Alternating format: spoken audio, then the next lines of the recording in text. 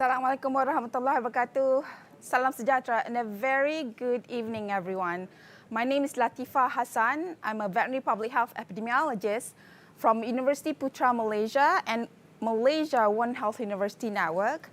Welcome to Trop Science 2021 panel discussion on challenges of the tropics. The theme for today's discussion is One Health in Action, Tales of Emerging Pathogens and Things to Come. We are extremely fortunate today to have four prominent experts in emerging pathogens with us for this conversation. Let me quickly introduce them to you. Our panelists for today are high-impact scientists and have received multiple international recognitions and accolades. They led and are leading some of the more recent emerging disease research and discoveries. They serve in various advisory or consultation capacities in various international governing bodies and agencies. They are amongst those in the forefront with latest work in global emerging pathogens. We have with us today Prof. John Mackenzie, MSA Laureate 2005, who is the Premier's Fellow and Professor of Tropical Infectious Diseases at the Division of Health Sciences, Curtin University of Technology, Australia. Welcome, Prof. Professor Malik Paris, MSc Laureate 2007, Chair of Virology at the School of Public Health, the University of Hong Kong. Thank you for being with us. Professor David Heyman, Medical Epidemiologist and Professor of Infectious Disease Epidemiology of London School of Hygiene and Tropical Medicine, and is a Distinguished Fellow at the Center of Universal Health at Chatham House. And finally, Professor Wang Limfa. He is the Director in the Program of Emerging Infectious Diseases at Duke NUS Medical School. Welcome, and thank you so much for being with us today. I'm very excited to be the moderator for this session, and it's quite a privilege for me to be here. Before we begin, for the benefit of those new to One Health is a concept that emphasizes the interconnectivity of human, animal, and ecosystem health. It is an approach that promotes collaboration, partnership, and communication in solving complex problems. And indeed, emerging diseases is a very complex problem. Sustainable Development Goal by the United Nations, goal number 17, is partnership and collaboration to achieve the other 16 goals. That just enforces how important One Health approach is. But One Health approach has been around for at least a century. Old concept that has been in the past decade re-emphasized because of many different events that's happening around the globe. So for today, we will spend the first quarter of the session listening to each of the panelists about their personal experiences on One Health efforts before we move on to the interactive conversation between you, audience, and then and the panelists. As a reminder, please type your question on the platform using Slido function or in the chat box that has been provided by the organizer. I will certainly get to those during the Q&A session. So without further ado, we're going to move on to the tales of emerging pathogens. I know that we only give you 10 minutes to speak about your experiences, and that's not going to be enough. But I think it's enough to as a discussion point. So we'll start off with Professor David Heyman. Go ahead, Professor David Heyman, the floor is yours. Thanks very much, Latifah. It's a real pleasure to be with you, to be speaking with you, because really the veterinarians understand One Health much better than do those dealing with human health. But hopefully through some discussions today, we can make sure that the human medicine side is also understanding the importance of One Health. What I'm going to do is talk about two experiences that I've had or that I've been associated with over the past years. Next slide. And I just start by taking you back to the former Zaire in 1976, to a mission hospital, which you see along this dirt road in the tropical rainforest of DRC. Next. This mission hospital was run by Belgian missionary sisters, and you can see them on the left in their New Year's greetings in 1976. And on the right, you can see the maternity at their hospital in the Yambuku Mission Hospital, of which they were very proud. Next. This is a picture of those sisters actually 6 months later, 6 months after they had sent their New Year's greetings. They unfortunately deceased, as well as one of the fathers living at the mission. Next. This is Jean-Jacques Moyembe, a virologist and medical doctor from DRC, and he's the person who first went up to this mission and identified people who had the illness. And actually, next slide, he took one of those persons back to DRC, to Kinshasa, the capital, where she was hospitalized in a private hospital. She did not survive, but while he was up in Yambuku, Jean-Jacques took liver specimens from many of the patients who had died, thought it was yellow fever, and that's why he accompanied this woman back to the hospital in Kinshasa, thinking that this was a disease which was recognized. However, next, he sent specimens from her off to laboratories at CDC in Atlanta, to Porton down in the United Kingdom, and to Antwerp. And from those specimens, a new virus, Filoform virus, was identified, and it was later called the Ebola virus. Next. This is an animal market near Yambuku in the DRC. And next, this is the household of the headmaster of the school at the mission. He had actually bought a live animal at this market and taken it home for his family. His wife butchered the animal and provided it to their children for food. The headmaster himself became sick a few days later and was seen in the outpatient department at the hospital in the mission. Next. And this is him circled in green in the register of that outpatient clinic. He was from Yandongi, which is the town next to the mission, and he had epistaxis, nose bleeding, and he had a dysentery or diarrheal symptoms. He was treated for malaria next with the needles and syringes which were present in that outpatient clinic, and there were only 4 reusable syringes and 2 reusable needles in the clinic.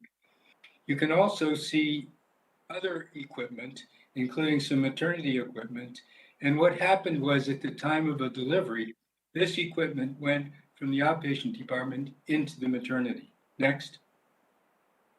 And this is the maternity, just to remind you, in that hospital. So the needles and syringes from the outpatient department went into the maternity every time there was a delivery. Next. And this is the outbreak. The headmaster had received an injection for malaria in the outpatient department. The needles and syringes went into the maternity, and through injection of women who were at delivery, they became infected, as did health workers and then their contacts. And so this was an outbreak that was amplified in transmission by poor infection prevention and control measures. You can see that the hospital closed, and when the hospital closed, actually the outbreak stopped. Next. Now this is a hospital about 250 miles from the Yambuku site, and this is in Tandala Zaire, and this is the site of the second outbreak of Ebola. And at this hospital, the doctor had been at the outbreak site in Yambuku, and he knew what Ebola looked like. So when a patient came into his hospital, he immediately isolated the patient, thinking it might be Ebola. And next, what you can see is that that patient did have clinical Ebola, and she died. One of her sisters fit the case definitions. She survived and had antibody, but there was no more transmission in that hospital. Next. A surveillance exercise in that area of Tandala, looking for people in communities who had signs and symptoms of Ebola by workers in each community, identified people who had possible infection, and the doctor at Tandala was notified, came out, did an investigation, took the patient to the hospital, isolated that patient. Next. What you can see is that out of those people, the 98 people who had signs and symptoms of Ebola between 1981 and 1985, 21 of them were actually infected by immunofluorescent antibody with the outbreak, with Ebola. Next. during the first outbreak, during the second outbreak, there were random selection of animals trying to find the vector in nature. And it was very difficult to do this, but there were many, many different animals, organs collected. Next. And all of a sudden, in the Pygmies in the Democratic Republic, in Cameroon, who lived in the same basin, Congo Basin, as did the people who had Ebola in Tandala and Yambuku, the Pygmies showed that they had antibody to Filoform virus. The Pygmies, as you may know, are great hunters. Next. And so it was decided to do a search among the Pygmies, having them collect their animals on a regular basis, and during a period of 3 weeks, collecting organs from these animals, identifying the animals, storing them in liquid nitrogen to see if the reservoir of this virus could be found. Next. This is a list of some of the animals that came in during that period of time when they were examined by the teams working with the Pygmies to identify the reservoir. Next. And this is a telegram that came in notifying the team that actually there were some flying squirrels that had been identified with Ebola antibody. Next. These are the flying squirrel specimens that were collected at this site, and those were found to have antibody to the Ebola virus. Next. Then there was an outbreak of Ebola among chimpanzees in Cote d'Ivoire in 1992. Next. And this outbreak occurred in a study site where behavioral scientists from Switzerland had been studying chimpanzees for many, many years, over 30 years, and all of a sudden they began to die off. He became very concerned. Next.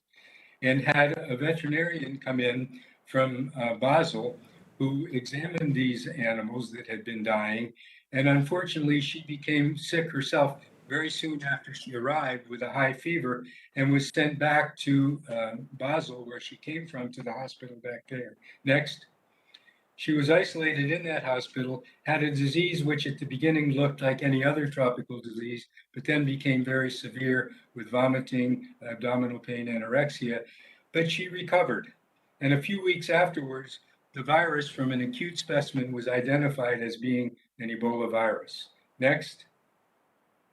Chimpanzees then were associated with infection, and again, a chimpanzee was associated with 9 index cases of Ebola among hunters in Gabon, and these hunters actually became infected and infected family members, but it was a small outbreak because they had good infection practices in hospitals and there was no major outbreak. Next. But then there were still studies to be done to see if the reservoir could be found. And so Bob Swanepoel from South Africa turned the experiments around. He took into his laboratory small animals that he thought might be carrying the virus in nature based on studies that had been done in the past and observations. And this next slide shows you Bob holding up a fruit bat because he was able to infect fruit bats in his laboratory. They survived, and he has postulated that they're the carriers in nature. Next. But still, the virus has never been isolated from bats in nature. However, PCR fragments have been found in Bat Gueno at the research center in Franceville in Gabon. Next. And so the hypothesis is that the Ebola virus comes from a bat, either to humans directly or indirectly through through animals, and causes outbreaks in humans. So this is what I had to say. I'll stop now. But what I think is very important is as we study this, we make sure that we work in a One Health environment so that veterinarian, animal health, and human health people work side by side to better understand how these diseases are spread and how we can prevent them in the future. So back to you, Latifa, and thank you very much. Thank you, Professor Heyman. Well done, 10 minutes. Up next is Professor Mackenzie.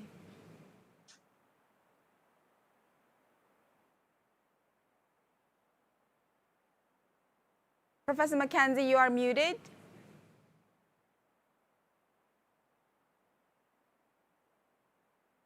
Sorry, thank you. Thank you so much. I'm delighted to be able to be able to be part of this meeting and to speak to you from, in my case, from Australia. I want to talk a little bit about an outbreak that we had in the Torres Strait between Australia and New Guinea. So a few years ago now, but it is a very good example of One Health in action. This is to do with Japanese encephalitis virus. Next slide, please. Arboviruses generally are very good examples of One Health. Not only are they usually zoonotic with a vertebrate host, but also they're transmitted by an arthropod vector, usually either ticks or mosquitoes, and the virus grows in both the vector and the vertebrate host. Not only that, but the vectors, of course, are very dependent on climatic conditions for breeding, survival, and virus transmission. So climate and weather are also essential components of the ecology. So basically, this looking at both the environment and the vertebrate host and humans. So there's a very good example of One Health, basically in action. Next slide, please. With, of course, these viruses too, having vectors, these show some of the various factors that really can affect the incidence and the replication of these viruses. And you can see it varies from the weather at the top, strain of virus, lifespan of vectors, density of hosts, and new status of hosts, and so on. So there are very many activities are involved in the ecology of these viruses. Next slide, please. This is just the Japanese encephalitis cycles. There are two cycles. There's what we call the endemic cycle, which is between mosquitoes and waterfowl, particularly our day-ed birds, herons and egrets. But also we have a second cycle, which is probably more important in a peri-urban situation, where the pigs become the major vertebrate host, and of course much bigger than birds, and they can produce far more virus. And this is the one that's most important in terms of the ecology. Next slide, please. Japanese encephalitis is probably still the most important encephalitic virus in Southeast Asia. Generally speaking, we see up to 40,000 cases, or maybe 45,000 cases a year. This is probably just gross underreporting, probably far more than that. We really don't have very good figures.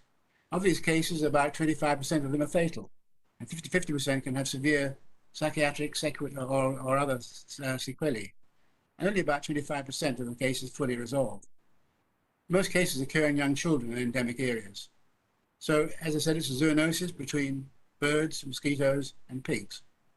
Next slide, please. For a long time, we always believed that Japanese encephalitis occurred mainly in what we call the Asian zoogeographic zone, whereas here in Australia and in Oceania, we had another virus called Murray Valley encephalitis, and that was restricted, we thought, by what we call the Wallace line, which separates the two zoogeographic regions. So next slide, please. However, we had an outbreak of what we thought was Murray Valley initially in 1995, and in the Torres Strait, some of the islands between New Guinea and Australia. But much to our surprise, when we did the typing, it was found to be Japanese encephalitis. Here was a virus outbreak with 3 human cases and 2 deaths, and the closest known virus had been isolated in Indonesia near Jakarta, 3,000 kilometers away. So a major jump between Indonesia and the Torres Strait. So this was really very surprising. We looked at the sentinel pigs, so we put in some sentinel pigs, and sure enough, they got infected very rapidly. And if we looked at the other islands in the Torres Strait, we found 9 of these islands had again, feral pigs, all of which had been infected with Japanese encephalitis. So it was really quite widespread throughout the region. But a second case, a further case occurred in 1998 in the Torres Strait, but also for the first time, we had the first human case on mainland Australia. So this was really a little bit worrying on our doorstep, and we really had to find out more about it. Next slide, please.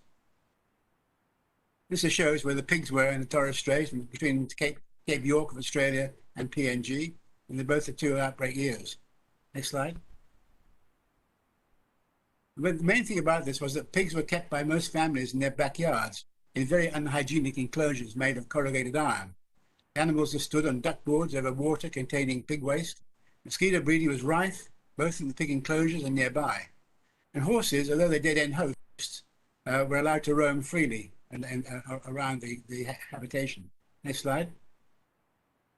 If you looked at what the mosquitoes were blood meals, what they were feeding on, you see that they're mainly pigs or horses, and humans as well to some degree, and also dogs to some degree.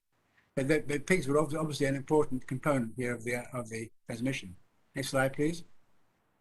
So after 1998, we decided to move or persuade the community to move all their pigs to a new purpose-built piggery about 2 kilometers away from the village, thinking this might be a way that we could control the outbreak. Next slide. And sure enough, when we looked at that, now the blood meals in mosquitoes within the community, they're all either dogs, horses, or humans, no pigs at all.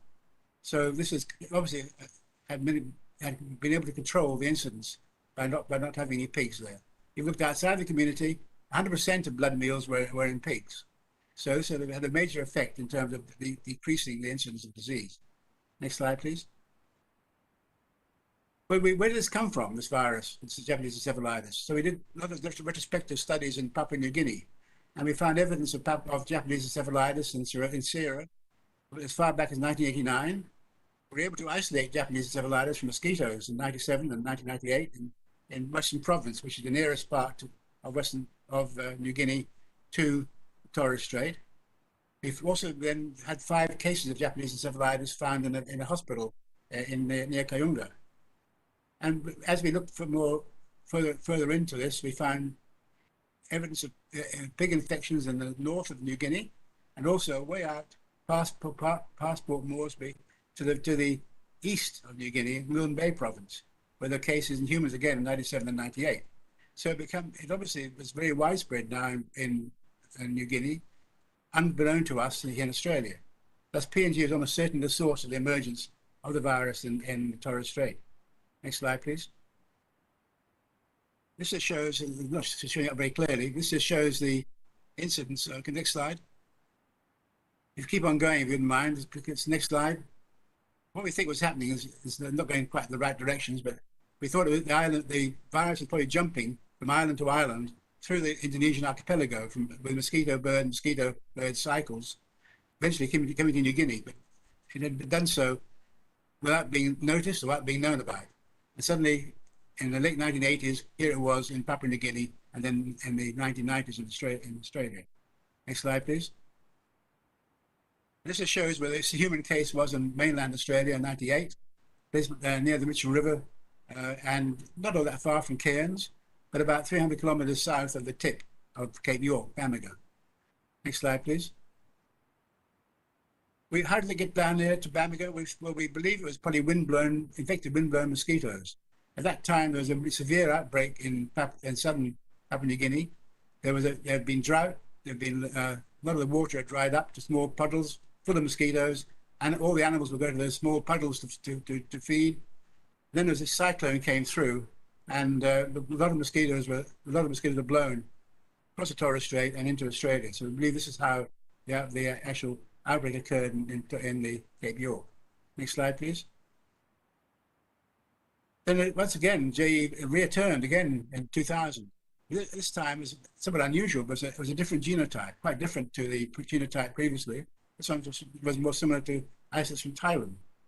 That again returned several years thereafter, and in fact, there's been JE activity now, either in Northern Australia or the Torres Strait, almost every year since that happened. So even up to this year, we've seen evidence of virus activity. Next slide, please. This is the last slide. It just shows how different these viruses are. So genotype 1, you can see the Australian strain at the top there, the Australia 2000.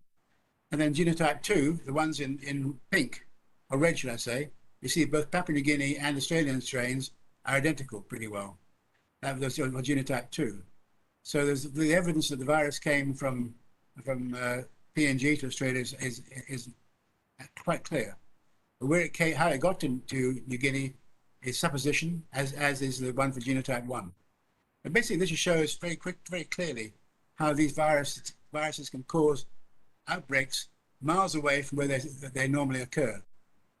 So if the conditions are correct and you have the right vectors and the right vertebrate hosts, this can occur very readily. So give a good example of how One Health is involved with mosquitoes, animals, and humans.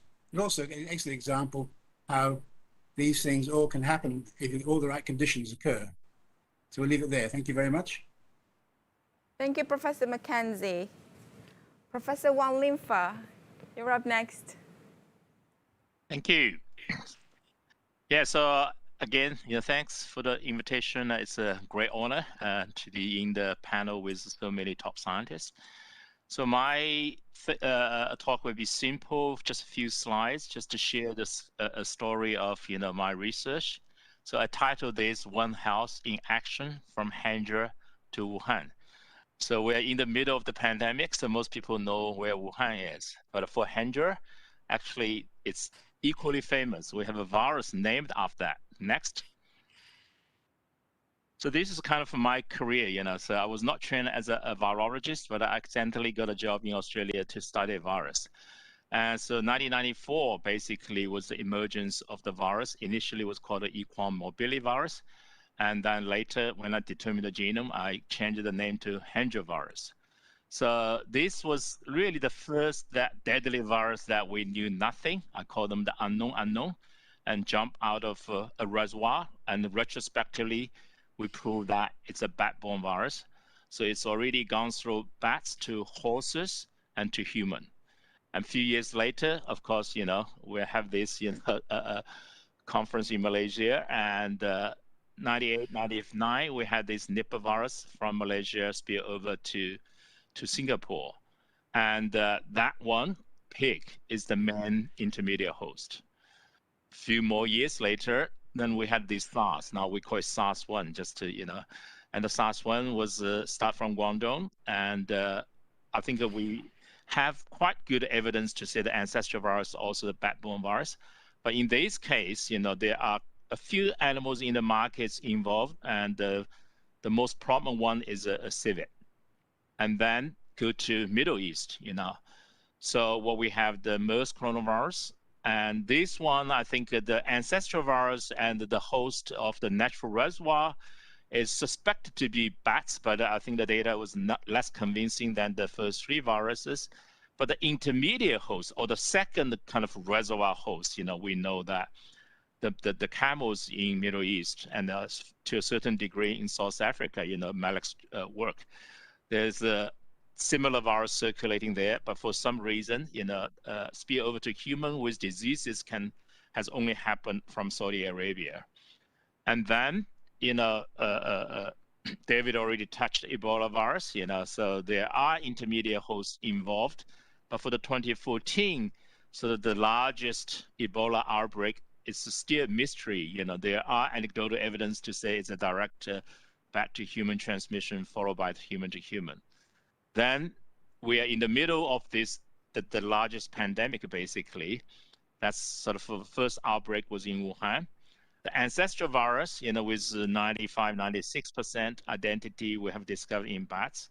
The question mark is that was there an intermediate host involved? And if that is, which one? Next.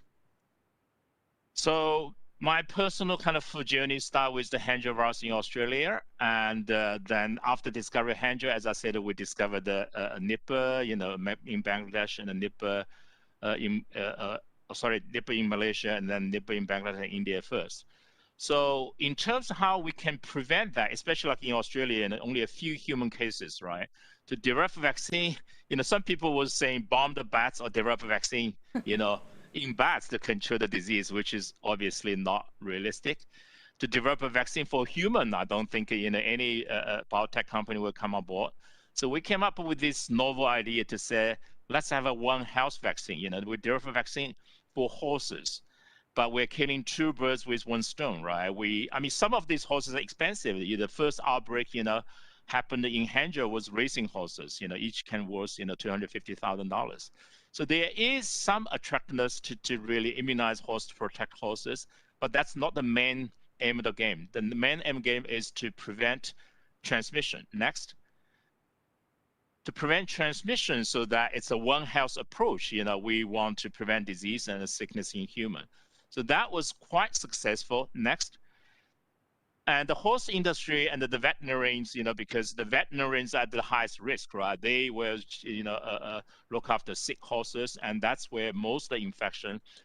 So far, we did not have direct bat to human transmission. It's all through horses. And so vets are the front line, and they're at the highest risk. So with really the mobilization by vaccine host owners and the Australian government really come on board, and they did a very fast track approval. So this called Equavax Hendra, the first basically licensed vaccine against BSF4, agent. And this is a horse vaccine, but as I said, it's a One Health vaccine.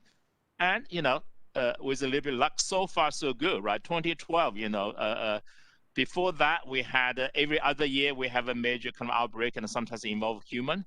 And we had 8 humans involved and, 7 humans involved and 4 deaths. But since the vaccine was applied so far, there's still anecdotal and sporadic horse cases, but no human cases involved. So we like to believe that this One Health vaccine play a role in there to prevent human vaccine. Next. So, I was talking to David before we came on, so that, this idea at least is being contemplated. For most coronavirus, we believe, next, the same kind of concept can use. Next is to, rather than develop a human vaccine, maybe it's more realistic to have a camel vaccine that can prevent the transmission.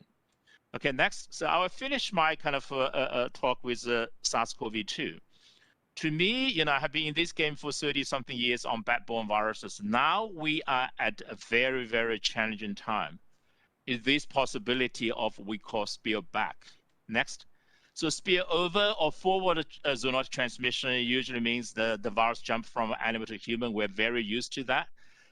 But there is also a possibility when you have a massive human-to-human transmission, you can actually reverse zoonotic transmission, the virus not to the original reservoir host, but to a new host. Next. So we think of the wildlife, animals, the roles they can play in emerging infectious disease. We're very used to natural reservoir, intermediate host, and amplifier host. But now we're dealing potentially with spillback host and can get to this, what I call unnatural natural host. Next. So it's still being debated, right? The origin of SARS-CoV-2 is a very sensitive issue, but I think, if you want my opinion, I think it's the bats, and most likely in Asia. It goes through animal X. It could be pangolin or something else, and then maybe that adaptation was required before it jumps to human, but followed by massive human-to-human transmission. Next. Now we have so many examples, more than a dozen animals have been proven to be susceptible, and the human pass that to animals. And mink, of course, is the most high profile. Start in Europe. The minks in the farm, the mink farms, you have animal get sick. Next, and the mink, that virus replicate in minks, there's a quite new mutation that goes back to human. Now that's kind of bad, but it's not the worst scenario because these are farmed animals. As soon as we detect that, and also they got sick, right? So we can control them, using whatever measures. Next, what we're really worried about is, with these spillback or reverse zoonotic transmission, there is a possibility to go to a wildlife animal not farmed and asymptomatic transmission. And we know now, from the bat ACE2 receptor research, there are many more bat species could be potentially susceptible. These are not the rhinornis bats, which are the natural reservoir. Next, if you get that situation, then the virus will replicate in this new unnatural natural reservoir, and then they spit out new virus and transmit through animals X, Y, Z. Next, and then they can come back, become SARS-3, SARS-4. So when I give this interpretation, I say, it's quite possible that's happening, right now as we're speaking. So the international community really need to work together. And I'm a big fan of serology. I always say, we need to archive animal series of these, susceptible animals, because as soon as this transmission goes, it's very hard. In Asia, for example, very hard to differentiate between the original natural reservoir and this new one I call the spillback reservoir. So with that, I think I can stop here, and thank you again. Thank you, Professor Wang Lim-Fa. Finally, Professor Paris. You're up, Professor Paris. The floor is yours. Thank you, Latifa, and it's great to be with my colleagues and with all of you today talking about One Health. So I thought I will start by just putting up this slide.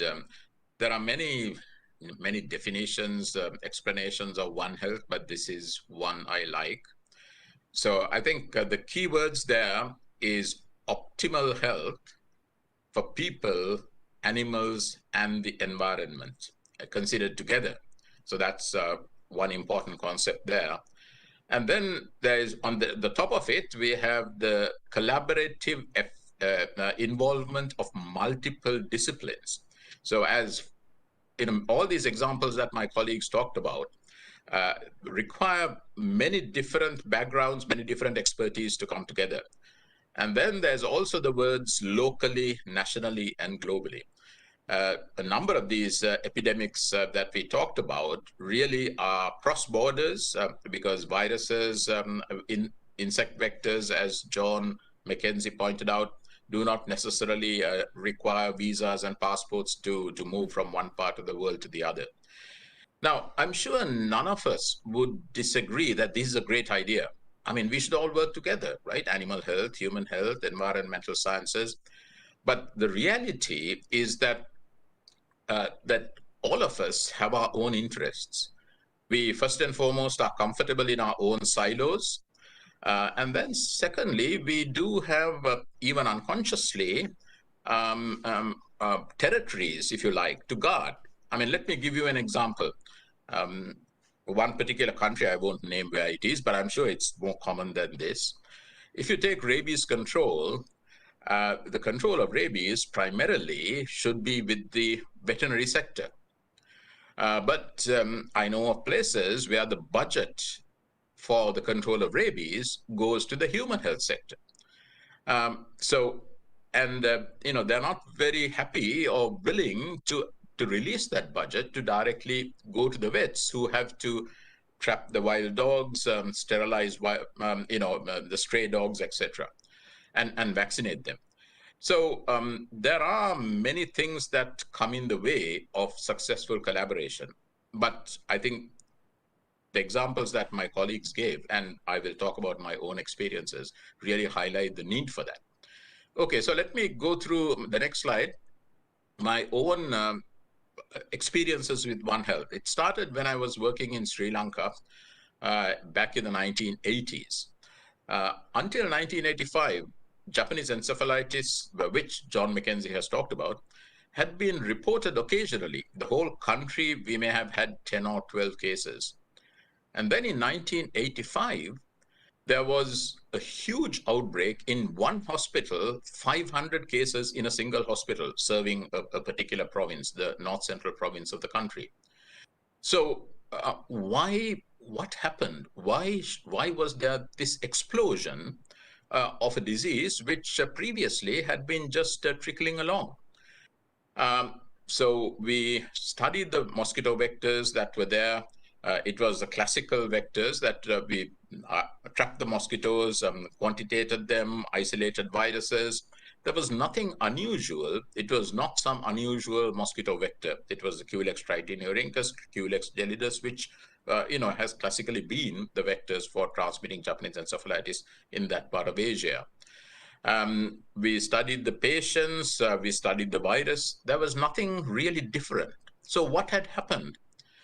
It turned out that in the year or two preceding this outbreak, before that, I should point out that this area is a very heavily rice-growing area, right? And those of you who know about Japanese encephalitis will know that the mosquito vectors, such as Culex tritinuricus, loves to breed in this type of environment, rice paddies, for example. So the vector obviously was there in high abundance, but there had been no disease until then. So as I was saying, just a year or two before this outbreak, the local provincial government, with the very best of intentions, decided to help the rural rice farmer, who is generally, not so affluent, by providing each household with 10 pigs. And that was the spark that lit the whole outbreak. So you can see how a very well-meaning intervention can lead to a major public health problem. Subsequent to that, of course, we did studies across the country to highlight risk areas for Japanese encephalitis, and also to identify areas where the risk for Japanese encephalitis was not so high. Okay, the next slide. My other experience with One Health is avian influenza. As you might know, in Hong Kong, we had a big outbreak of avian flu H5N1 back in 1997.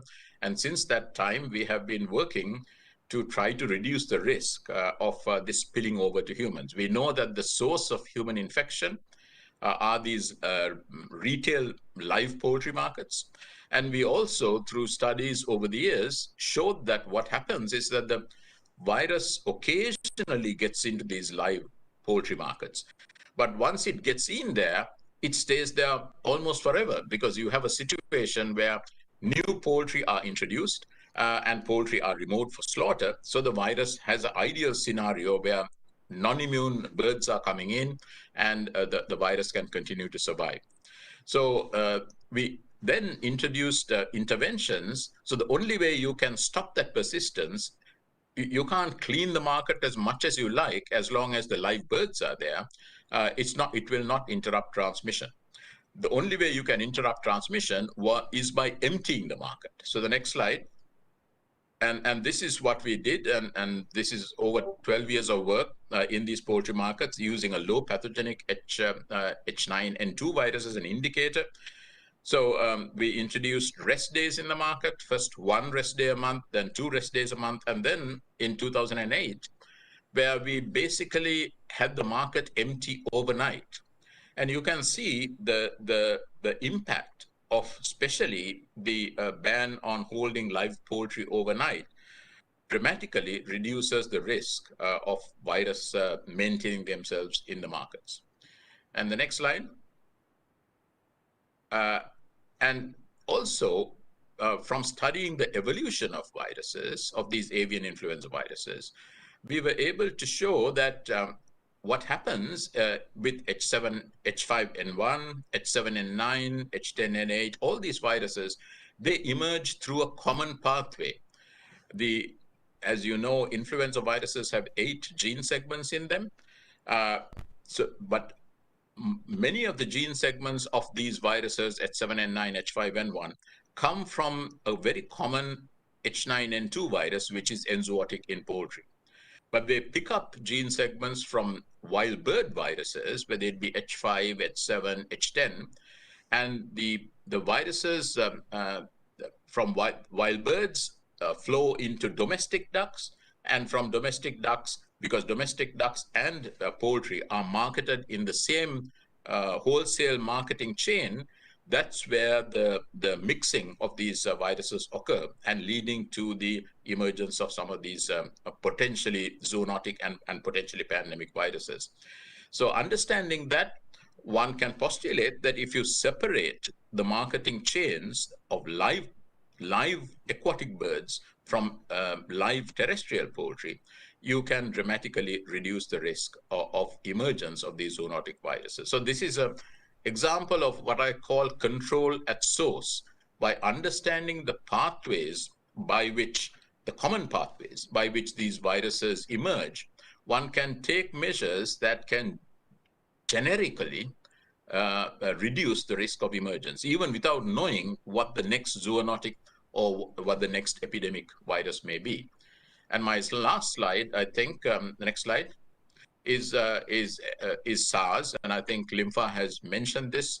As you know, in 2003, the SARS virus emerged, spread worldwide, and my colleague Iguan, looking for the place where it jumped to humans, was able to identify these game animal markets, and Limfa mentioned civets and other small mammals, as where the jump to humans took place.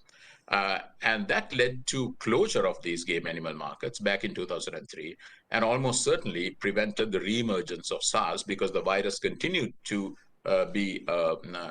persist there even after the human outbreak had been stopped. Later, of course, as Limfa mentioned, the natural reservoir of SARS was found to be these small Chinese horseshoe bats that you see there. So with that, I'll stop, and I look forward to the discussion. Thank you. Thank you, professors. I'm truly fascinated by each of your personal experiences. I want to ask, based on your personal journey, how has knowledge evolved about emerging diseases? Like, if you are looking through One Health lens, how has your field experiences transitioned from a more silo or reductionist approach or orientation to more One Health? I mean, all of you have been in working on emerging pathogens for a few decades, right? So has the approach always been there, and is it now just re-emphasized, or has it been more reductionist before, but now it has broadened to become more holistic? So perhaps either maybe Prof. Heyman first. Latifa. Well, I think One Health is not really a science, it's a movement. We have to get everybody working together in the same way, under the same type of a movement, and move this forward. And one of the ways that I've been involved in doing this is in a master's course here in London between the Royal Veterinary College and the London School of Hygiene and Tropical Medicine. Each year we have about 30 students who do a One Health Masters. And what's been very interesting over the period of time when this course has been given is that initially it was mainly the veterinarians who participated. But as time has gone on and as more and more people understand the importance of One Health, it's increased its intake of medical doctors on the human side, as well as ecologists and people who work on the environment.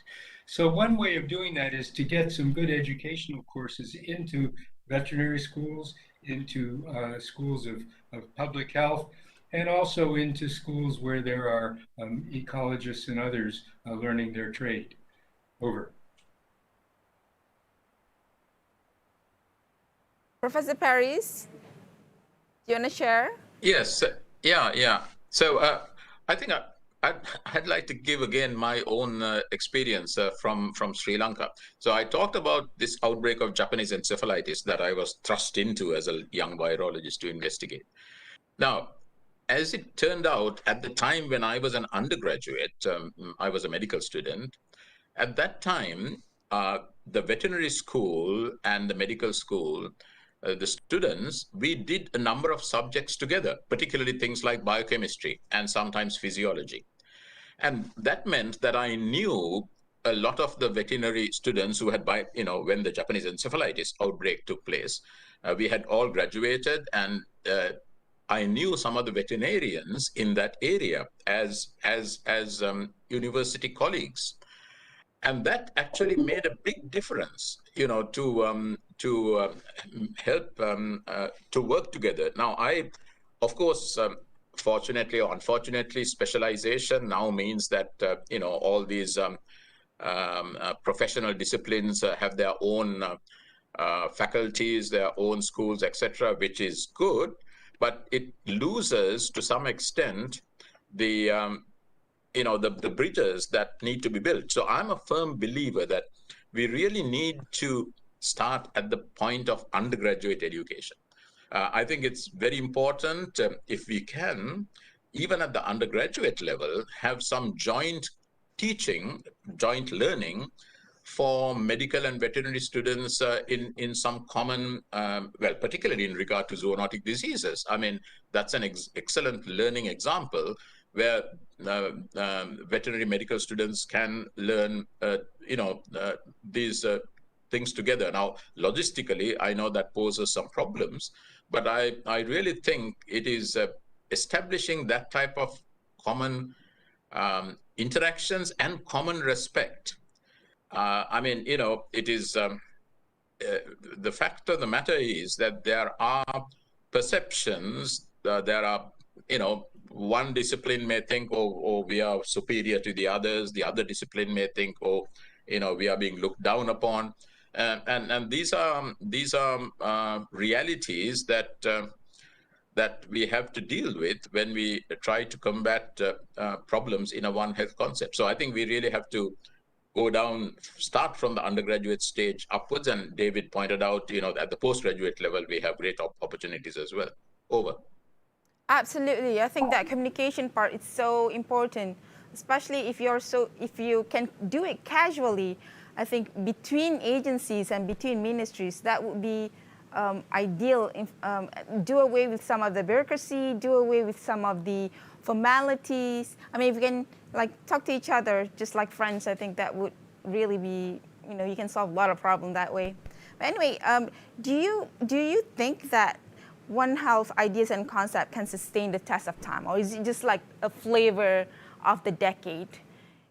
For the past decade, all people talk about is One Health. All the international agencies, you have to do this One Health way. You have to use One Health approach. The JEE, the IHR, the PVS, all emphasize on One Health.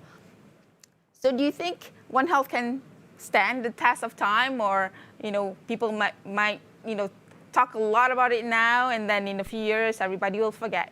And especially, it's true, Professor Heyman, I completely agree, and a lot of my friends make this note too, that One Health has a very strong hold among the veterinary community.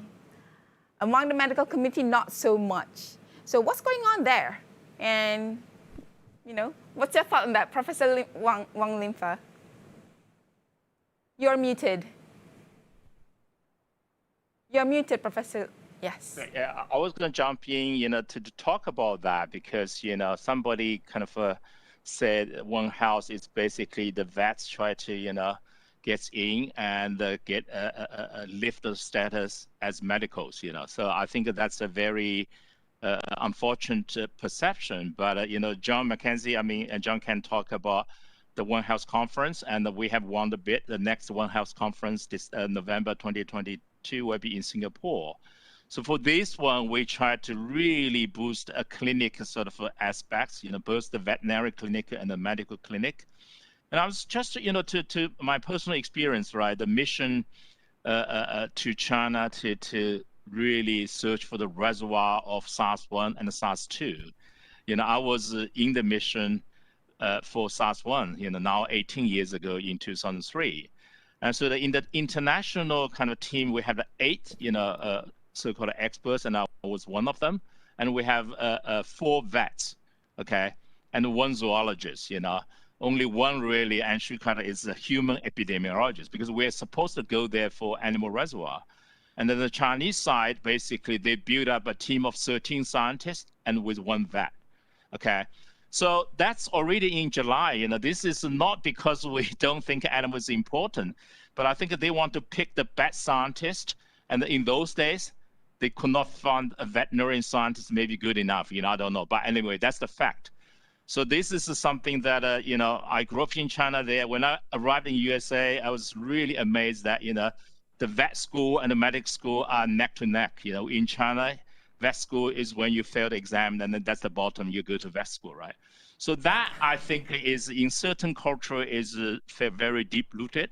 And your question is that, is One Health sustainable? And I say, if pandemic like COVID-19, keep happening, then I think it's a necessity. But structurally and legally and from the government and the international organization, I think we need to have something a bit more substantial. I always say the founding bodies. You look at the founding bodies in every nation, right? NMRC, National Medical Research Council, okay, Australian Research Council, Basic Science, okay, and Animal Health Funding. There's no such thing, is a sustainable, everybody kind of knows there is a central funding that dedicated for One Health.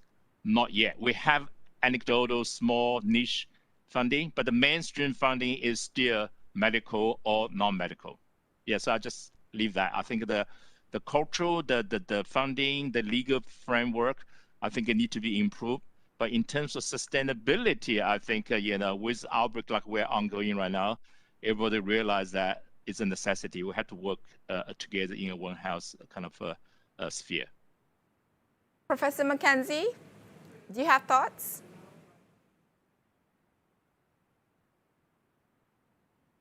Yes, I agree with everything that my colleagues have said. I think that the education is really, really crucial. both at undergraduate and postgraduate level. But, you know, if you look at what's been happening in the last few years, I do see hopes, shall we say, for sustainability. If we look back a little bit to the SARS and then shortly after that to the H5N1, we saw initially that we saw two outbreaks. First of all, SARS and then the H5N1, with a lot of fears a new pandemic might arise. And so much so, in fact, with H5N1, the United Nations became much more involved with a special United Nations systems coordinator for influenza. We saw also through that the tripartite agreements between WHO, OIE, and FAO, and things look very rosy. Things look, in a sense, they looked as if they might well be taken up by the three organizations, that One Health might kind of become, the silos might be broken down and so forth. But then it seemed to stutter. It seems to go somehow not progress. Little things did. I mean, there were joint meetings on avian influenza, yes, but that wasn't really what we're looking for. We're looking for much more leadership with respect to One Health generally. And I think then, but over the last couple of years, things have changed again. First, a number of things have happened actually. One is that a lot of the big funders have been very active in helping countries set up One Health procedures within the country's national situation, but also that's engendered a whole lot of regional One Health groups, which have been very active, particularly in Africa, but also elsewhere too. But now with the four organizations now, WHO, OIE, FAO, and the United Nations Environmental Programme, they've now set up the new One Health high-level expert panel in One Health.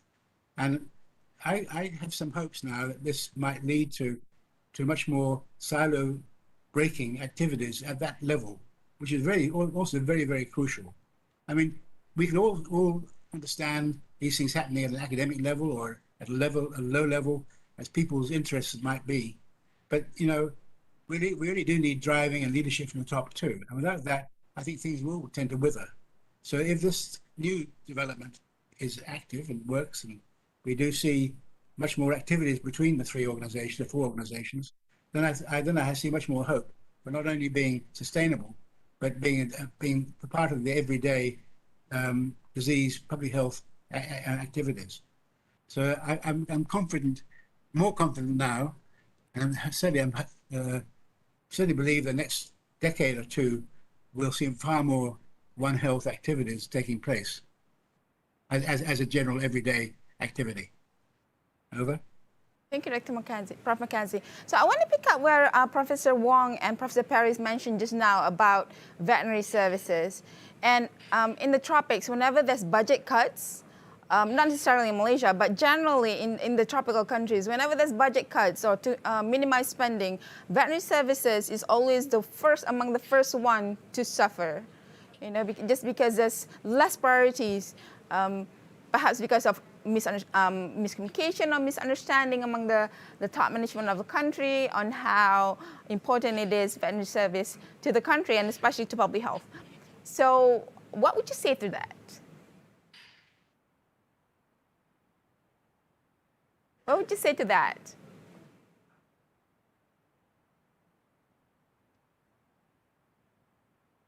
Yes, Professor Paris. Let me jump in there. I mean, I honestly don't have a direct answer, you know, to budget cuts, but I think, I mean, we talked about education, the importance of that, and I think Limfa mentioned funding. And really, you know, behavior tends to follow the money. I mean, to put it crudely, so we really have to look at, you know, the source of budgetary funding as an important driver of One Health. Now, you can influence behavior at the research level. I mean, the research councils, again, of course, we have different councils for human health and animal health and environmental sciences, etc. That's another problem. But that is probably easier to do by influencing research funding with a One Health priority. But when it comes to governmental departments, then we really have a challenge, and I don't have an answer for that. I mean, you know, In many countries, the ministers are different, whether it be agriculture compared to health. So the budget lines are different, and each one is fighting for his or her own territory, right? So it is a challenge. I mean, I agree with what was said. I think John was very hopeful about progress, and indeed we have made progress. But I must say, I'm also pessimistic. I mean, we haven't made as much progress as we would like, and I can see the structural barriers that are preventing, One Health really taking root. Over. Yeah, so maybe I just add on, I mean, we have a major climate change, conference coming next week, or maybe next month, just 2 weeks from now. This is because we realize the planet is under threat, right? So for me, that for One Health to get to the next level, that the really top level of politicians from COVID-19 have to realize that, a pandemic like this can only be prevented or mitigated using One Health approach. So basically that, emerging zoonotic disease become a threat to the mankind, that level. When you get to that level, then the funding will come in and the policy and the, international collaboration will come in. So I'm still, I'm in between John and Malik, so to say, hopefully COVID-19 is a wake-up call. Just like the climate change, we have been debating for half a century, and now hopefully after this, when we have real action, and then for One Health, I really think COVID-19 is a pretty big trigger, and we will see. Yeah. Tifa, I would also agree with that, and I would think that if we can successfully see a linkage between health security and One Health after the COVID pandemic, that's what will speak to the politicians and the fundraisers. After the anthrax outbreaks or deliberate use of anthrax in the US in 2001, they set up BARDA, which was for research and development. And actually that converted military defense money into research and development for infectious diseases. They were on the US list of agents that could be used biologically to cause harm, but still the research went on, and a vaccine was available then when the Ebola outbreak occurred. So trying to get governments to link One Health with health security would be very important moving forward, in my view. That brought me to my next question, and also I think my next question also is being asked by a few people in the audience. All of you have worked with multiple authorities at various countries, including your own. So can you talk a little bit about the challenges of dealing with bureaucracy and politics? How do you engage politicians into the One Health equation? And perhaps, how has it worked for you when talking to politicians to convince them to do something? I can see Prof. Mackenzie is smiling. Rather cynical smile, I think. I wish I knew the answer, to be honest. To try and get people, to try and raise awareness, raise money at political level is always very difficult. You can. I guess I think back many years ago when I was a fairly young scientist, I was working on foot and mouth disease in the UK. And we had a huge outbreak in 1968 called the Osmotry outbreak, which cost the country millions of dollars and lost cattle and sheep and goats and pigs and so on that were slaughtered because of foot and mouth disease. And the huge amounts of funding came in to work in foot and mouth disease. But within 4 or 5 years, it had dried up. I mean, political memory is incredibly short. I mean, yes, because the various electorates elect them, and it's a concern in the electorate at that time. But once that's passed, a few years passed, people forget, and politicians particularly. And so I really don't know the good answer for how you can keep that interest up and keep the money rolling in. I really don't know how you can best do that. David might have a better answer than me, I think. Professor Heyman. I don't have the answer. All I can say is that you need to use the hooks that you have. And right now that hook is COVID-19, it's pandemics, it's health security, and get the money from the political leaders however you can. And as I said, it may be that they're looking more for defense and linking health with national security, as we've seen is important in COVID-19, may be the answer to get more funding in the long term. But you have to remember that political leaders want short messages. They can't assimilate anything more than short messages which clearly point out to them the importance. So it's really not only just communicating with them, but communicating with them in a style that they can understand, assimilate, and use moving forward. But the real difficulty is that the investments they have to make in One Health are for the long term. And what they want to see is short-term benefits because they want to be reelected. So if you can find some short-term benefits along with a One Health agenda that will make the political leaders be able to show something after 2 or 3 years, you can win on both sides. But it's a very difficult communication to make, in my view. Yeah, I think David's quite correct. But I think I'm hopeful too, in a sense, that with COVID-19, this is bigger than we've ever dreamt of a pandemic being, in a sense. I mean, even the 1918-19 influenza pandemic, in some ways, is pales in comparison, because of not because of the deaths or cases, but because of the economic consequences. And I think this is going to really drive a lot of people's thoughts for quite a number of years to come, because the economic cost of this current pandemic is absolutely ginormous. Nothing that we've seen in the past would be anywhere near the cost of this one. So hopefully that will be enough to engender the concept, as David says, of health security being a very major issue when it comes to global, not only the global health, but global economies too. Over. Okay. Yes, sir. Yes, Professor. Sorry, yeah. So I try to, at the security level, David used the term of health security. So when you think of security, the most kind of rudimental we worried about is military conflict, right? So every country has huge defense spending, no matter how, where you are and what kind of risk. So that's kind of in the DNA of every nation, and people are used to that. Defense spending, is that 3% GDP, fine, right?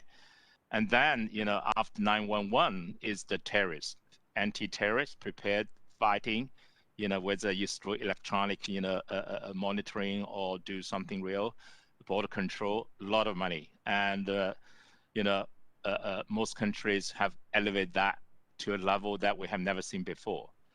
So what I'm remaining hopeful is after COVID-19, now is the third territory is the pandemic preparedness, basically. As John says already, for the world, if you look at the last, a century, the last 50 years in terms of military conflict, terrorism, yes, the world has suffered a lot, but compare with COVID in terms of everyday life, economic impact, and everything, this has to be the most important, recent historic event. But are we going to have a shift, the mentality funding and the international cooperation to go that way? I think we have to think of that level. Even that level, then we still have to educate, because there are so many people now want to invest in pandemic preparedness, right? And most people are still thinking of a diagnostic and vaccines. But I always say, yes, that's really important. But by the time you need that, it's already in human, right? So the One Health approach is about, evenly distribute the funding so that you can also go to the wildlife, animal, livestock, and then human all together, and also the environment impact, like the climate change. So, I just don't have the cloud, but I hope, somebody at a high level can see that and can mobilize the politician and international agencies, put it at that level, military conflict, terrorism, and pandemic. There's one question from the participants asking about, for at least in the tropics, human health is under definitely Minister of Health, and then the animal health is usually under agriculture, and then you have a separate ministry that took the portfolio of environment. So these are separate ministries, different culture, different territory, different way of working. So what changes in the policy do you need to make in order to achieve the One Health approach is the question. So what do you, like to change this, to make an umbrella agency, it's gonna be very challenging.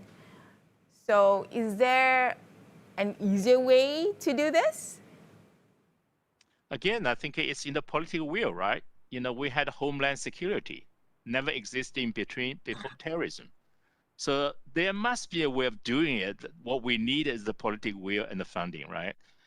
So that reminds me of my SARS mission to China. I would remember I sit there, with the Minister of Health, Minister of Agriculture, and the Minister of Forest, and the Minister of Science. It's really interesting because after SARS, there's a lot of money goes in, right? So then, after Malik, and Guan Yi, the group found this wildlife involved civics and like that, there's a lot of money go to wildlife.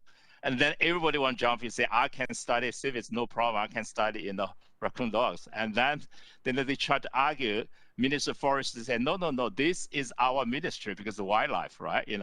And then the Minister of Agriculture said, no, because it's farm animal now, it should be us. And Minister of Health has said, no, this is prevent human disease, the money should come to us. And Minister of Science to say, no, this is basic research, we should have the money.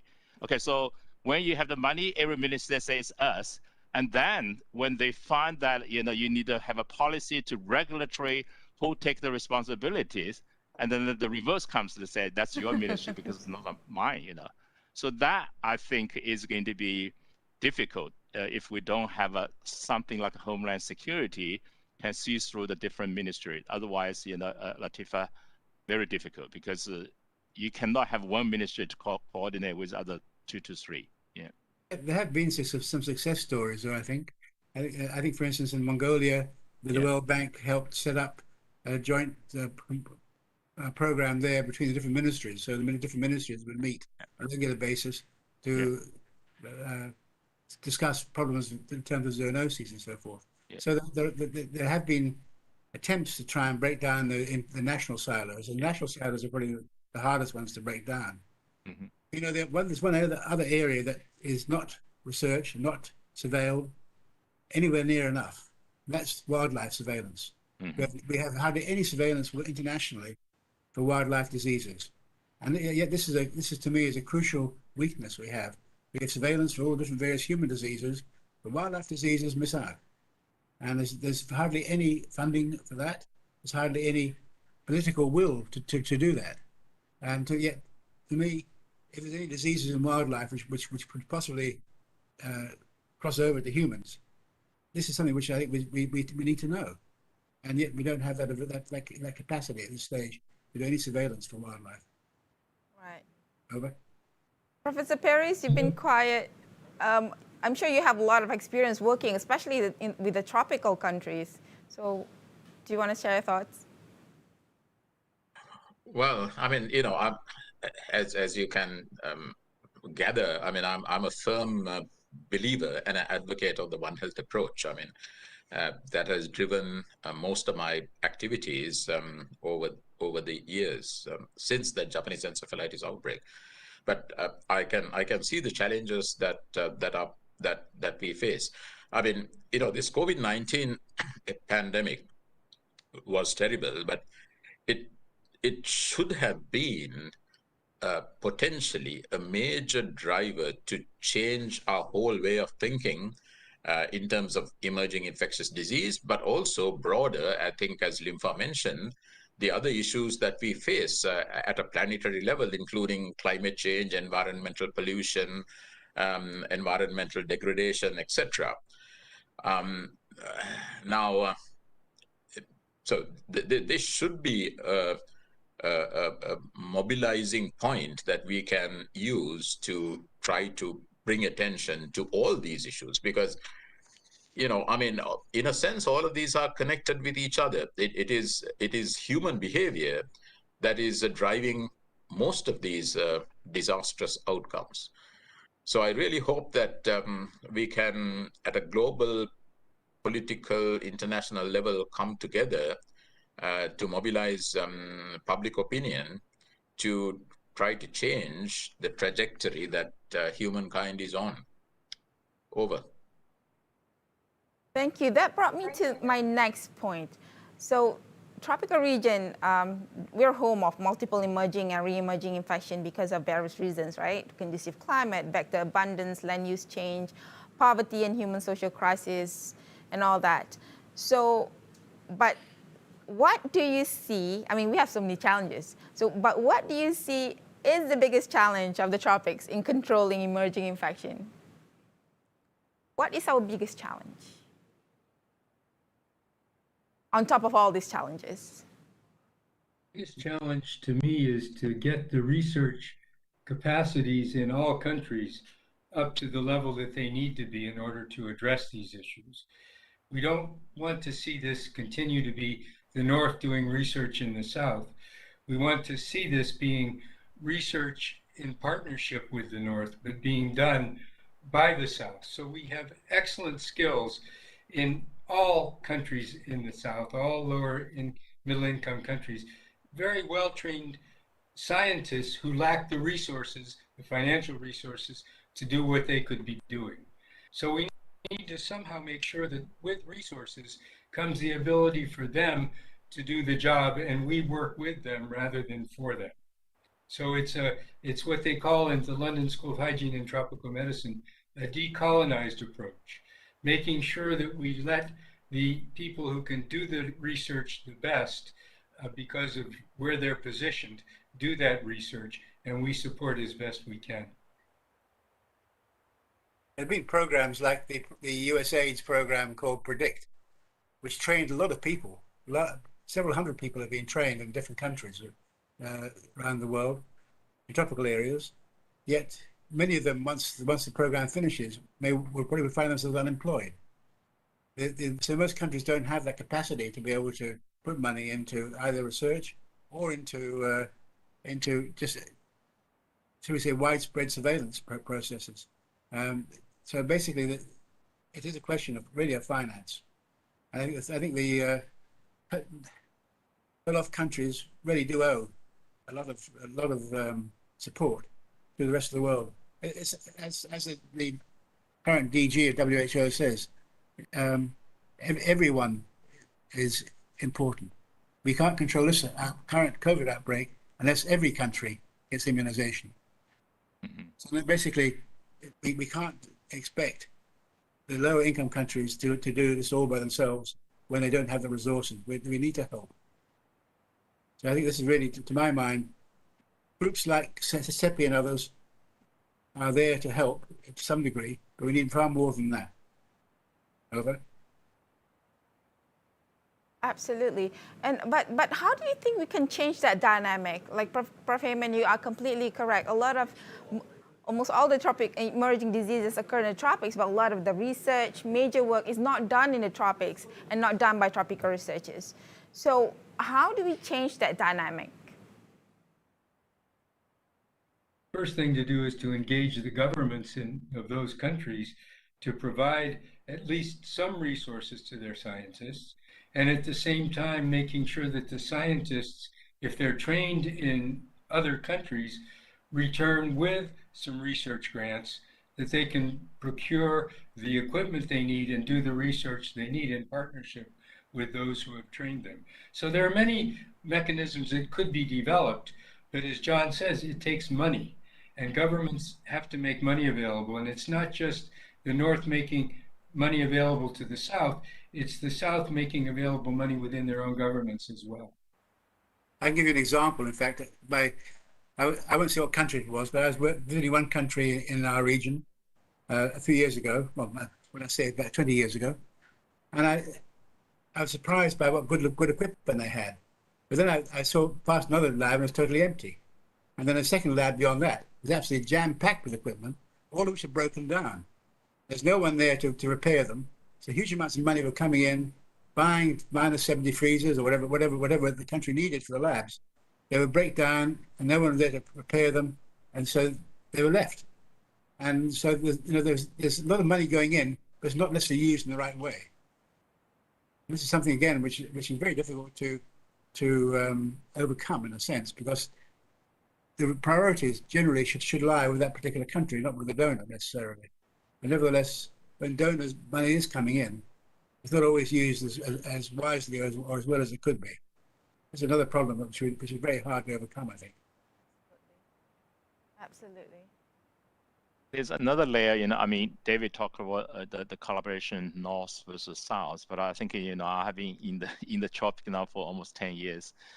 I think equally important is the collaboration South within, between South and nations. I think, so when I first came, politically very naive, I thought 10 years ago, I talked to David about this, when you were in Singapore, I said, it's about time to have an Asian center or at least an ASEAN center for disease control.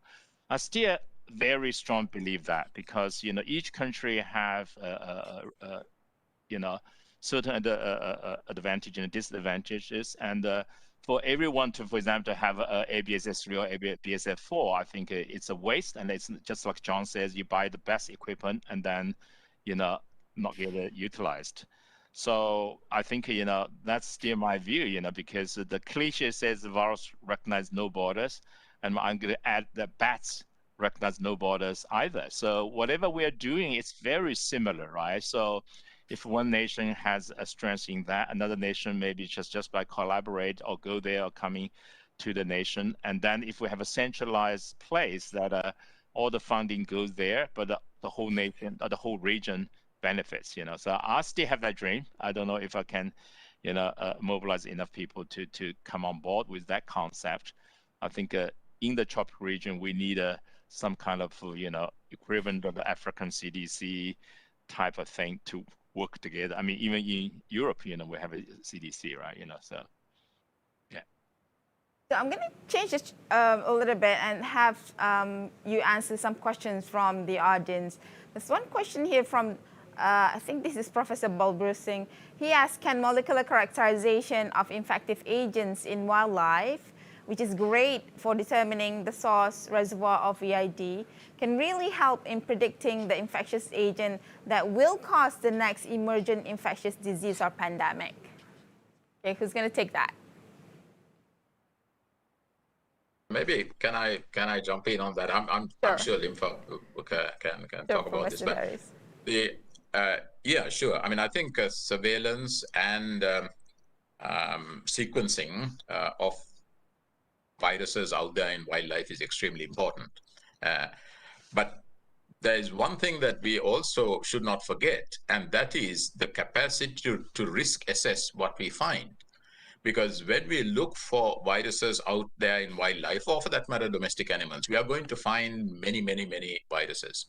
But how do we then identify which are the ones we need to pay attention to?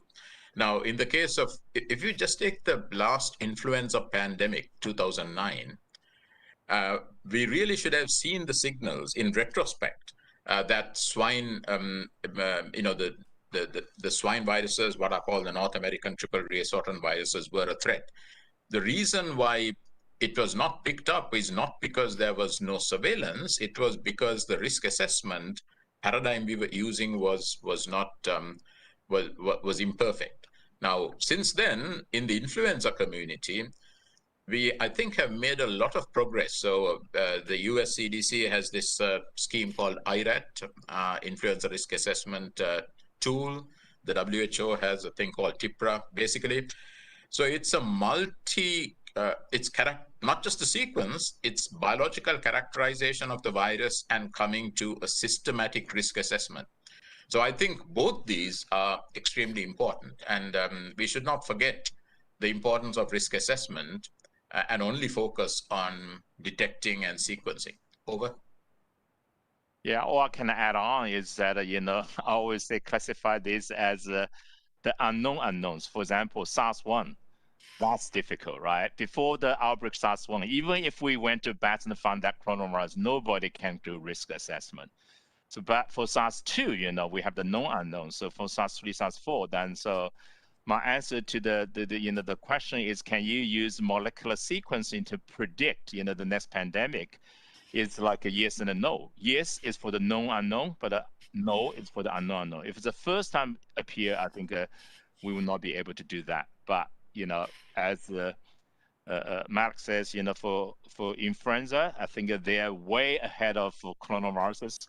Coronavirus is like maybe the distant second, but in the last 2 decades, the knowledge accumulated versus the century for influenza virus, I think for these two families, I think that it would be not precise prediction which one is going to cause pandemic, but at least can do some reasonable risk assessment on top of the surveillance, as Malik pointed out. Yeah, I think what Malik says is correct. Because if you look at what happened with Predict, where they found thousands of new viruses, there's only one example that I'm aware of that was actually one that was infectious for humans. That was Bas Congo. I don't think any other viruses they discovered had any particular role in human disease. So being able to find viruses just by stamp collecting, if you will, it doesn't really help unless you have some way of being able to give some idea of the potential for human infection. But I think the other thing too is that it's all very well looking at wildlife, see what there is there, but looking at wildlife that's actually undergoing a disease activity, having an outbreak of something in your local fox population or your even local birds is of some concern. So, but that's not being surveilled at all, and I'm sure that would be much more of a concern, but not only for human health, but also for domestic animal health, for that matter too. We had very little of that's done. And I think how molecular studies there would help, I'm not sure. Go ahead, Professor Hammond. Sorry, Latifah, go ahead.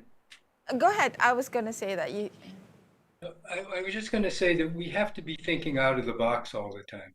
In Europe, they got rid of rabies by using a baited vaccine that was eaten by the foxes and the carriers of the rabies virus. Why can't we be trying those things with plague, getting the rats that live near domestic households vaccinated with a vaccine that prevents infection in the rats? Or why can't we do that with diseases like Lassa in Africa?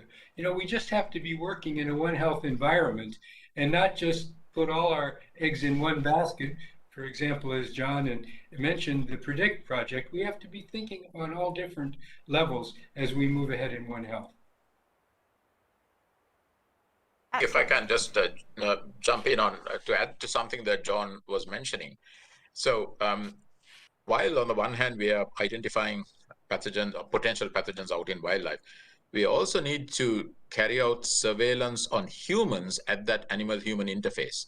So as you probably know, there was this paper that came out recently, which looked at people living in close proximity to bats in large parts of China, and found, not only China, in Southeast Asia in general, found significant numbers of people having antibodies to the Sarbeco-virus related group of viruses. So that means these spillovers are taking place much more commonly than we otherwise suspect. And this comes back to Lympha's point, where he said that he really believes in serology and in novel serology techniques. Over. There's another question, and this one is addressed to Prof. Wong. Can you please elaborate more on the frameworks on the One Health and pan-coronaviruses vaccine? Yeah, so Malik just kind of give the introduction. So right. We found that in SARS survivors vaccinated using the SARS-CoV-2 actually protect against the other Sarbeco viruses. So this is one line of very exciting discovery, but equally is that the serology, from China, from Laos, and we have now new data from other Southeast Asian nations to say that actually Sarbeco virus spill over to human more frequently. And in a One Health concept, there's always people asking whether people in Southeast Asia have constant exposure to bats. Actually, made them some protection for SARS-CoV-2. Early days, there's always, in Southeast Asia, the transmission is not as rapid and the disease severity is not as rapid. And Antonio Bertolotti from Duke, even in Singapore, he sampled 37 naive non-SARS-1, non-SARS-2, and when he went to T-cell mapping, he found that cross-reactive T-cell epitopes. So all of this are suggesting that maybe in our region, the sarbecovirus spillover and exposure is much more prevalent than we thought, mostly cause no disease or mild disease. Okay, so that we're trying to utilize that to generate the next vaccine to using a cross-clade boost and to get a broad protection, not only against SARS-2, variants alpha, beta, delta, and gamma, but also SARS-1 and anything in between, basically. I think we're about time, but I'm going to ask one more question, just because I'm the moderator for today. And I really want to ask this because this is of my personal interest. As a female academician and researcher, I cannot help but notice that most prominent scientists in emerging pathogen are males. So, I mean, you are the example of this, right? So what are your thoughts on this, and what can I say to my female friends? Well, there's one very, very famous Dr. Susan Lee from China. Is a female, She is attract all the world attention to. So, right. I mean, it's not only emerging pathogens, right? In science in general. So that goes back to undergraduate. That goes to role model. That goes to funding and all the scholarship. So I think that we're getting better, right? In senior management, like my position right now. I just been given the executive director for the National Pandemic Preparedness, so I pay a lot of attention to that aspect, young scientists, gender balance, yeah. Okay, so Prof. I think that's true. I think there's a lot of places where a lot of people actually who are very, very good, who are of the different female. We saw one tonight. Earlier on, I don't know if anyone else was listening, but Rita Caldwell was speaking about cholera. Mm-hmm. Rita, I think, is a wonderful example of an absolute top-flight scientist who's had an incredible career. In fact, she's written a book just recently, which I have yet to read, but I'd love to do so. But there are some really, really, really brilliant scientists who are female. The fact that we have a panel of 4 males is probably not a good sign. I think it would be nicer to see a more equitable gender. But these things happen, I guess. Right. Professor Taiman. Latifa, that in the future there will be many, many more women. Women now are dominating in medical schools, in many veterinary schools, and it's just going to take time, and it's going to also require that these women are willing to put themselves in the position to have an opportunity and to take advantage of that opportunity. Because it doesn't just come because you're male or female. It comes because you put yourself in the right situation, you prepare yourself, and you take advantage of the stepping stones that lead to a career. So it's not just a matter of being male or female, it's a matter of making sure that you're in the right place at the right time. I think that you're quite right. Most of the students I've seen come through over recent years have been female. But 80% of the students doing microbiology in Australia are female. And this is beginning to show up now more and more in academic appointments and more in terms of research grants and so on. So I think this is just a question of time. I think it's going to change and change dramatically over the next decade or so. Okay, on a final note, I want to say that many years ago when I was a student, I attended a talk with Dr. Robert Webster. And at that time also, the very young Dr. Paris was speaking. And in that, he said that, Dr. Webster actually said that every 20 years or so, the world will suffer a major global disease outbreak that will result in significant morbidity and mortality. In the past 2 decades, we have seen multiple emerging diseases, and very fortunately, relatively, did not reach truly disastrous scale, but I think our luck ran out with COVID-19. or perhaps we are still lucky because the case fatality for COVID-19 is still comparatively low compared to things like Ebola, Nipah, Lassa. So my question is, as a conclusion, what is next after COVID-19? And how do we prepare ourselves? Maybe I'll go around one by one. Professor Heyman. Well, we have lots of known threats, and we have to deal with them as well as be prepared for the unknown. And the unknown threats that may be very important in the future are, for example, resistance to antibiotics. And if we don't get the vaccines we need to prevent the infections, which need to be treated today by antibiotics, we're going to fail in our attempt to control antimicrobial resistance, because the agenda now is new anti-infective agents. That's important, but it's also important to concentrate on vaccines for bacterial infections and for parasitic infections, especially with the new vaccine platforms. Professor Mackenzie. I would echo with what David just said. I think it's some of the known viruses we have are very much a concern, like Nipah. If Nipah was able to transmit more readily and by the respiratory route, and I think, to my mind, it maybe take only 1 or 2 mutations, and that could be quite a really dangerous virus, posing with pandemic potential. But I think it's the unknowns, which are in some ways are the biggest threat, I think. Professor Wang. Yes, I used to say, another bad coronavirus, but COVID-19 is it's a double-edged sword. I mean, we're all suffering, but for the first time in mankind, that the whole world population be vaccinated within a space of 2 to 3 years, at least to 50 to 70%. So that actually, I think we'll be preventing another major disaster of another cybecovirus, because they offer some kind of cross protection. So I agree that, now I will change my prediction to say the next one will be like a more in the unknown kind of territory if you're dealing with a virus. And the AMR, of course, is a given. And Professor Paris? I think if you go back over the last 20 years or so, we have humankind, we have dodged one bullet after the other. So we had SARS, which was quite severe and it spread quite efficiently, but because of various characteristics, it was able to be controlled. We had this, the H1N1 pandemic, which spread very rapidly, but fortunately was very mild. Then we had the Ebola, which is severe, but because of its mode of transmission, it is containable. And of course, we have COVID, and we are all, very upset about it.